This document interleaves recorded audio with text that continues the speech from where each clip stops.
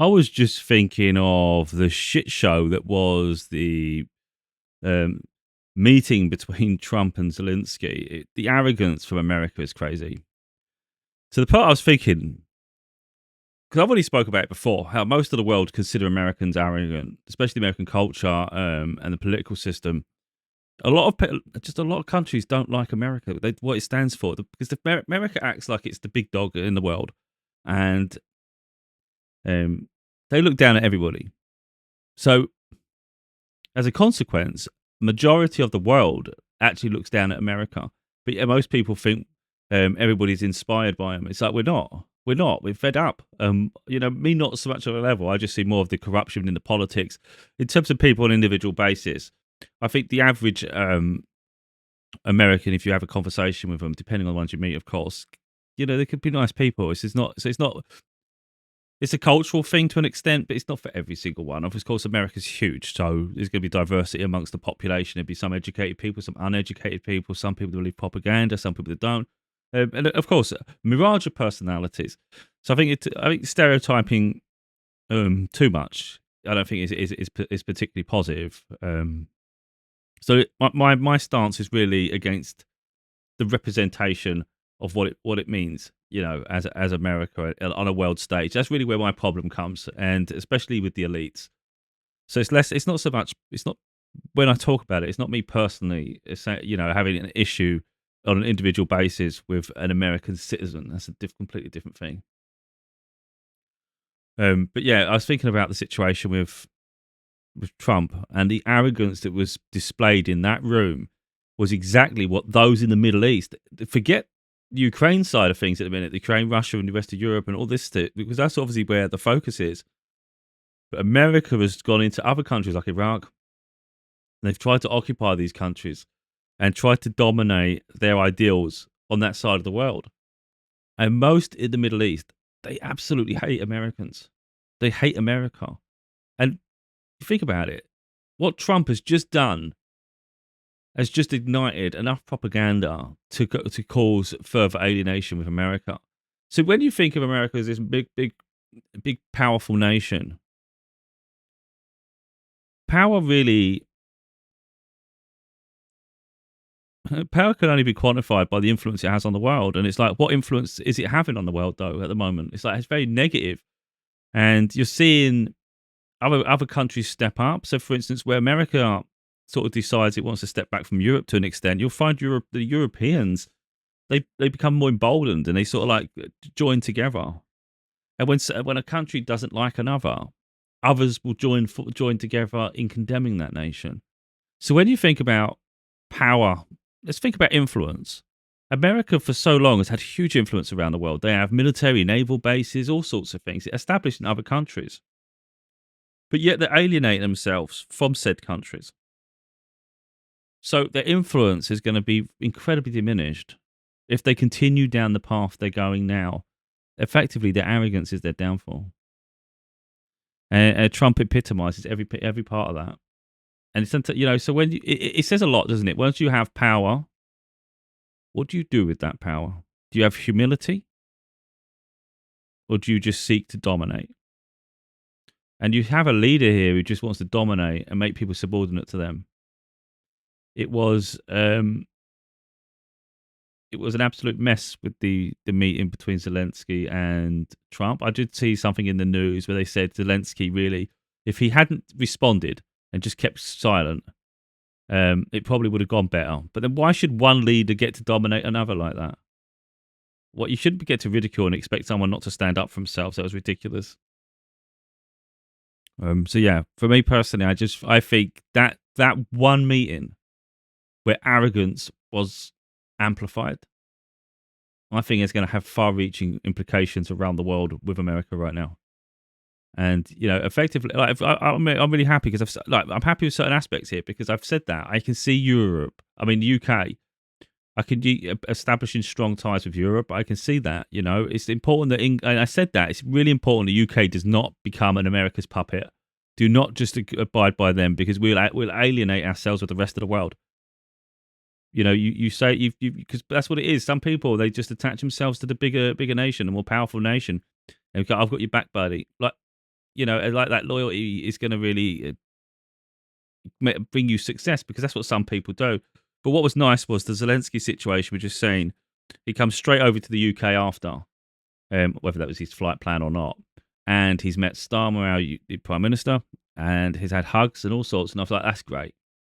That's great, because you're just being ridiculed in America in front of the TV cameras, and yet we are far more accepting and diplomatic. And I think that's great, because we set an example that this is how you behave. This is how a democracy behaves. And I'm happy that, for instance, the Prime Minister is exuding that perfectly. The other part that made me smile, it really did make me laugh, because yesterday Trump had a letter from King Charles inviting him to a state visit, and he was so excited. He was so excited because I said in the other video that he's just all about power, Trump, and that is really a powerful statement, isn't it? That he gets to do that. And then Zelensky's come over straight after being ridiculed by America. He's had a meeting with the Prime Minister, and by all accounts, he's due to meet the King Charles as well. And I thought that's got to piss Trump off, because Trump's got a letter. He's all excited, even on camera. He's saying this is great, and then Zelensky gets to meet him instead first, and then and then he'll have his time later. That's great. But yeah, I think there's too many people. They fall all over themselves based on the American culture. But I've said it before. I just think the way the politics system in America is very weak. It's corrupt.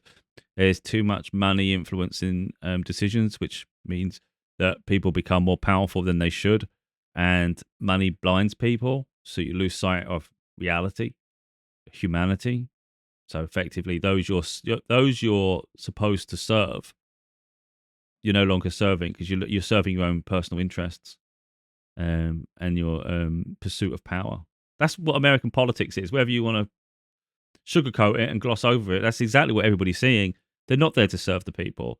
The system isn't even fit for purpose, because you see an American president creating executive orders that circumvent is it Congress and the Senate. He's doing everything he can to make himself a king, and it's quite crazy, really, because there's probably loopholes and probably issues in there that haven't been challenged and tested, and they're figuring ways to test it so he can become a king. Again, we've already seen he is really enamored by the monarchy in the UK, so he's probably trying to establish his own there. But imagine that, a royal family stemming from this generation of Trumps in America, and then and it was like, and then the situation changed from voted electorates to his offspring become the next generation of leaders. Like, my God, that would be America wouldn't survive. You wouldn't survive with that. And it's sad, but you get what you vote for, don't you? But I think you get people say that, it's your own fault for voting and things. But I personally think we've had it in the UK where people get voted in and they change policies. I think there should be people should be accountable. I think if you promise something during I don't know, Trump's what do you call it, the agenda thing, mandate, whatever I don't know what his mandate was, but I think if you have a mandate going into an election, I think you should be that should be held accountable. Like, you shouldn't be legally, that should be defined. I don't think that's where I get annoyed. Like, you get in and then they do what they want, and I think you should be held accountable to the mandate you agreed, what got you there, and you have to adhere to that mandate. I think personally, otherwise there's repercussions, and you could lose your position. That's what I think, and I think that should be like in the UK as well. That should be held accountable, because it's ridiculous that you can promise people the world and then go against it. So. I mean, I've said it before. Like, in the UK, we've got a TV license. It's absolutely not fit for purpose, and I guarantee that I'm not guaranteeing it, but I'd say if that was part of an agenda or a mandate for an election, people may vote merely for that. So I can understand people can ridicule people for voting whatever they want. But let's say Trump was promising lowering food costs in a time when rising costs are out of control. You can understand that the average person is struggling to get by. They're struggling to pay their bills. So with that in mind, all the bigger issues maybe are not so important, because you can look at the big wide world, but when it's close to home, when close to home is hard and your quality of life isn't very good, of course you're going to think, look, that I have no control over the rest of the world, but this isn't sustainable. And this candidate is offering or promising that our daily life is going to improve. Then look, if that's what was the promise, then it's not. I wouldn't say it's the voter that was um, at fault. You'd say the other person sleazy as shit and didn't hasn't held up their end of the bargain. But that should be held accountable. But I think a lot of people like to ridicule people for voting and things. But you know, it's just I think that there should be a level of accountability here. But what I'm saying overall is the American influence on the world is diminishing rapidly, like it literally rapidly. So video just come up, and like I support all this stuff because I'm sick of it. I am sick of the arrogance that comes from American presidents, especially, and then those, and I can't help but look towards the future. It's just ridiculous. You've got this Vance, these vice president. I don't know where he's come from. I never heard of him before, but then I don't really follow American politics that much. Whether he was known before, most of them you never heard of before. But when Trump's presidency comes to an end and someone else gets voted in, this is the thing. They get that people have such short-term thinking, so they get power hungry, but they still have to live in the big wide world. And there's going to be a day when you no longer have that power and that position, and you're going to be held accountable for everything you did during that term. So how they're behaving now, when someone else comes into office, the I can't remember all the names now, Congress, Senate, whatever you want to call the federal agencies, whatever, they will hold these people accountable. And if they've done anything nefarious, anything against, because effectively you call it treason eventually, if it goes against Americans' values, if you've done anything nefarious, you will be held accountable. And I guarantee, I think that's going to happen. But while they're in office, they think they're all this. They think they're invincible. It's quite crazy. And of course, Trump will probably try to create some new laws, legislation that protects him for when he does leave, because this is what they do. You just got to open your eyes a little bit. But this was interesting. So a video come up, and it was talking about a fuel tanker a Norwegian fuel tanker is refusing now because of the situation with Zelensky and Trump. They've sided with Zelensky, which I've said a lot of Europe will do. Effectively, it's going to bring Europe together. It's going to unite people because they're not happy with this bullying tactics that stems from America. So now they're refusing to refuel any American vessels, including I think mainly the armed forces. And that's going to be a problem if the rest of the world, especially if the rest of the world starts behaving like this. America's going to go from acting like they're the peacekeeper, they're the ones holding everything together, and they're saying, look, you're going to have to start looking after yourself, which I said before. You start telling people they need to look after themselves, and they start looking after themselves. Guess what? They don't need to rely on you so much. So then when you try and start dominating, guess what? No one cares because they're not listening to you anymore. So it's all right on the one hand, say get on, cope without me. When they do, don't be so surprised when they don't really look for your influence anymore. And that's really what's going to happen here. So America's trying to bully Europe and say, look, you need to be doing this, you need to be doing that. And then when they go off and do that, now all of a sudden they're going to start barking again after them. People will be like, well, we don't care. We've got our own things now. And then America's just on its own. So where's the influence? That's what Trump's creating. And it's just, and it's very early on as well. Quite incredible. Now, following the Oval Office meeting between Donald Trump, J.D. Vance, and President Zelensky, a top Norwegian shipping company is no longer going to be refueling American ships. In a new statement released by the company Haltback Bunkers, they said, quote, "We have today been witness to the biggest shit show ever presented live on TV by the current American president and his vice president. Huge credit to the president of Ukraine restraining himself and for keeping calm, even though United States put on a backstabbing TV show. It made us sick, short and sweet. As a result, we have decided to immediate stop as fuel provider to American forces in Norway and their ships calling Norwegian ports. No fuel to Americans. We encourage all Norwegians and Europeans to follow our example, Slava Ukraini."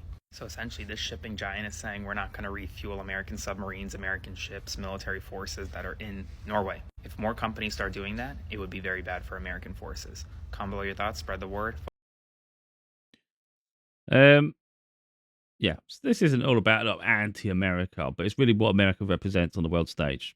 That's what it is. And when you get a tyrannical president come in and literally try to publicly ridicule, shame, berate another world leader live on TV like it's a reality show, it's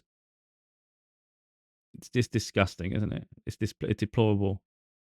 Just because of the position of their country and the world order. They think they can do that bully tactics with others. It's wild to me. So yeah, I would like America knocked off its perch. In all honesty, I'll say that I would. I think they need to come down a peg or two. You have these empires throughout history. We had the British Empire, we had the Roman Empire. There's many other empires, and I think America's had its day. And I think it's about time the world started to come together, a bit more unity, rather than one nation trying to police the entire world and then effectively trying to influence the entire world. I think it's about time cultures thrived. I think people sort of like integrate more, and that's what I'm all about, unity. And I think America is the opposite to that at times. So yeah, I think it's just about time America got put down a peg or two to have a bit of a reality check of its position in the world, rather than looking down at everybody like everybody else is their sort of vassal.